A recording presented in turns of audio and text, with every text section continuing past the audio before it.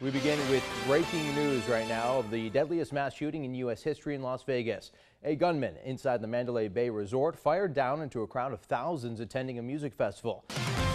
Our team coverage continues this afternoon. WMD's Melissa Rose is following the latest from our leaders in Washington, D.C. We'll hear from her in a moment, but we begin with WMD's Alyssa Paldo.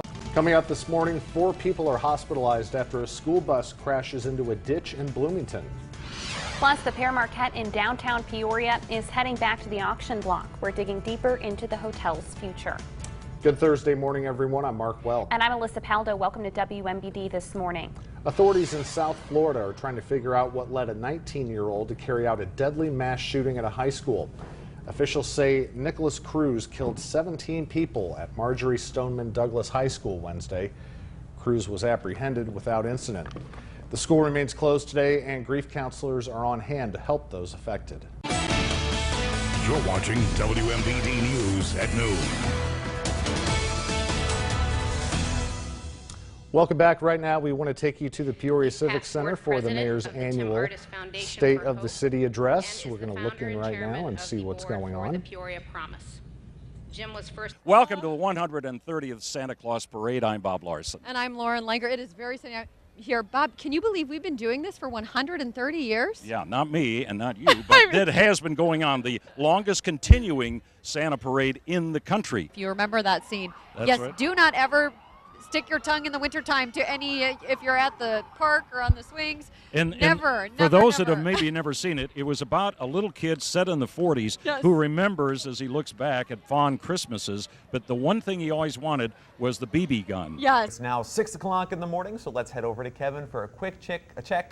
It's Friday. A chick. Hey. It is Friday. You're not a chick, Kevin. I'm sorry. No. I'm just going to sit back and watch this one, just ride it out. Posted bond Wednesday afternoon. Her son, daughter, and assistant were also arrested Tuesday. Soho will be part of the Bank of Springfield ribbon cutting today. It's being held at the Prairie Capitol Convention Center. There will be music and food. $10 for every ticket sold goes towards charity. Why a Mackinac man says the village is to blame for standing water in his house. Plus, hear about the important lessons that OSF St. Francis is teaching its employees. Good Tuesday morning, everyone. I'm Mark Well. And I'm Shelby Roberts. Welcome to WMBD This Morning. After years of controversy, it appears the River Trail Apartments project isn't going to happen. The city of Peoria terminated the redevelopment agreement with Desmond Curran for the project. That's according to the PJ Star. But the nonprofit group Friends of Riverfront Park says the city has not yet withdrawn its application to the National Park Service to sell the 6 acres of land near the Riverplex. Those opposed to the original 2015 plan want to make sure that the city cannot try and plan future development in the park area. New this morning, one person is injured after being shot on Peoria's south side. It happened just after 1 this morning on the 1200 block of West Lincoln Avenue. The victim stated that he was shot while he was outside. Right now, we haven't heard from police who might be a suspect or the condition of the person shot.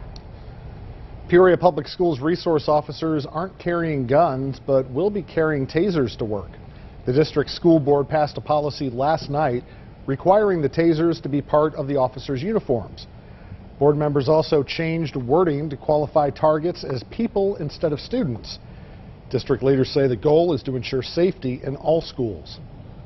A mistrial was narrowly avoided in a Putnam County murder trial. Police say in 2016, Clifford Anderson killed his sister-in-law, Deborah Dewey, for gambling money. According to MyWeb Times, lawyers trying to introduce a social worker's testimony into the trial. They say that the social worker and Anderson had an incriminating conversation while he was awaiting trial.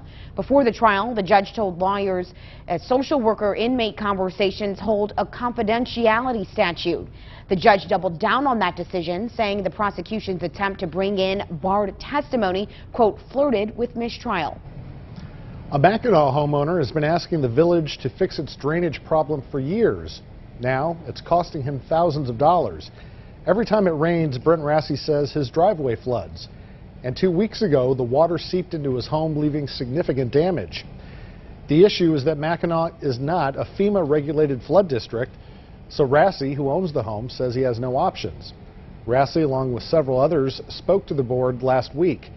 Board members told them they'd have their engineer look for a fix, But Rassi says he's heard that many times before. They're not looking for a permanent solution to the problem. They're looking for temporary fixes until we stop talking. We reached out to the village's Public Works Department for comment. We're still waiting to hear back. Every day, many people struggle to make ends meet for themselves and their families. Ashley Antonini explains how Central Illinois healthcare providers are getting a glimpse into the life of low-income individuals. I cannot cope with all of the duties. I haven't been to class for 2 weeks now. I haven't paid my utilities.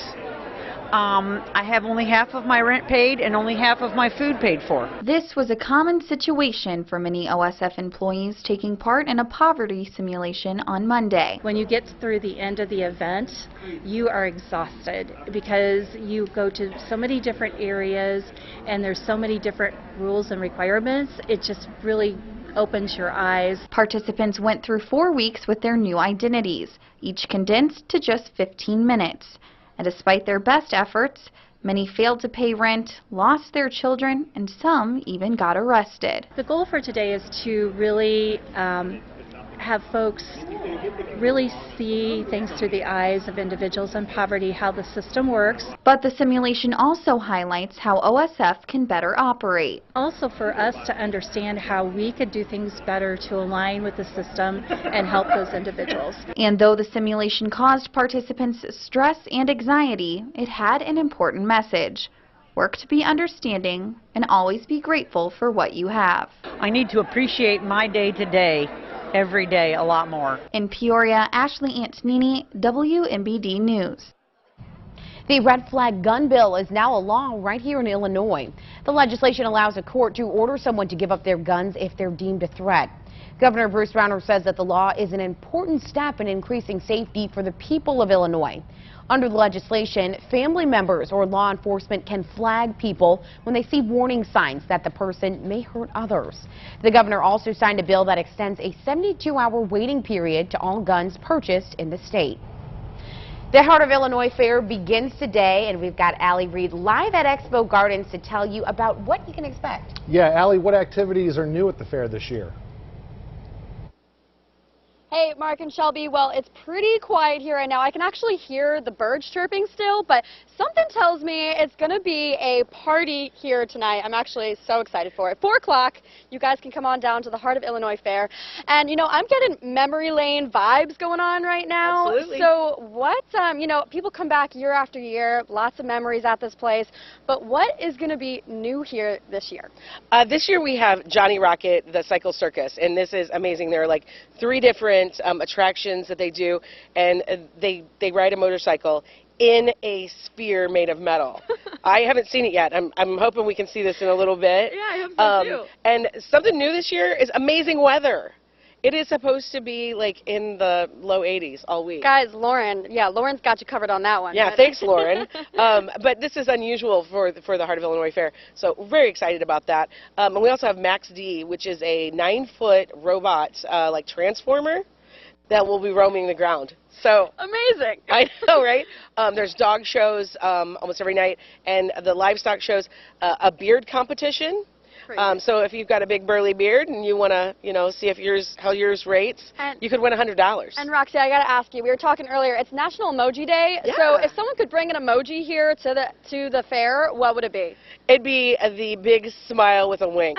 There you go. Mine would be like the, because like the fun, like crazy emoji. Woo, we're going to have a good time. Guys, Heart of Illinois Fair starts at 4 o'clock today. Goes through Saturday. Be here or be square. Back to you guys. We love it. Thank you so much, Allie. A lot of excitement, a lot of fun as they ramp up for that. And it looks like it's a pretty sunny, clear day out there. Great day for it. Oh, beautiful day to go to the fair both these next couple of days, today and tomorrow. Less humidity, not quite as warm, and this morning off to a cool start, less humid. You're really going to notice both of those things instantly when you go out there. Dew points have fallen to the upper 50s, lower 60s, which is a sure sign that drier air we've been talking about finally here. We got a light north wind today at 5 to 10 miles per hour by the afternoon. It's hardly a cloud. I don't even see a cloud on our Storm Tracker Skycam network. Normal Bloomington. A sun-filled sky. During the afternoon, sun heats the ground heats the air above that. You get warm rising air and a few afternoon clouds, but generally we're going to go with a mostly sunny forecast for today. We'll stay mostly clear through the overnight hours. We'll get through a few early evening clouds. Another clear start tomorrow, comfortably cool. Still warm, yes, low 80s, but for this time of year, that is comfortably cool. Very nice. We'll stay quiet into tomorrow evening. So we're feeling a lot better at the pool today due to less humidity. And we're down a few degrees. Highs in the middle 80s. Burn time, 15 minutes. 5 o'clock temperatures in the low to middle 80s. Not half bad. By midnight, we'll start to cool into the 70s again, with overnight lows returning to the lower and middle 60s. Those will be the early morning temperatures again tomorrow, low to middle 60s. Lunchtime will pick right back up to the upper 70s, ending out in the lower 80s tomorrow afternoon. A few more afternoon clouds. Our chances for storms will hold off until Thursday afternoon. Friday, scattered showers and storms expected, a high of 85. For the most part this weekend should stay dry, lower 80s, low to middle 80s into early next week. Shelby? Thanks, Lauren. The number of deaths for liver cancer is now on the rise. We've got your details and your health news coming up. You're watching WMBD This Morning in high definition with Mark Welp, Shelby Roberts, and meteorologist Lauren Rainson with your local weather authority forecast. This is WMBD This Morning. Central Illinois proud.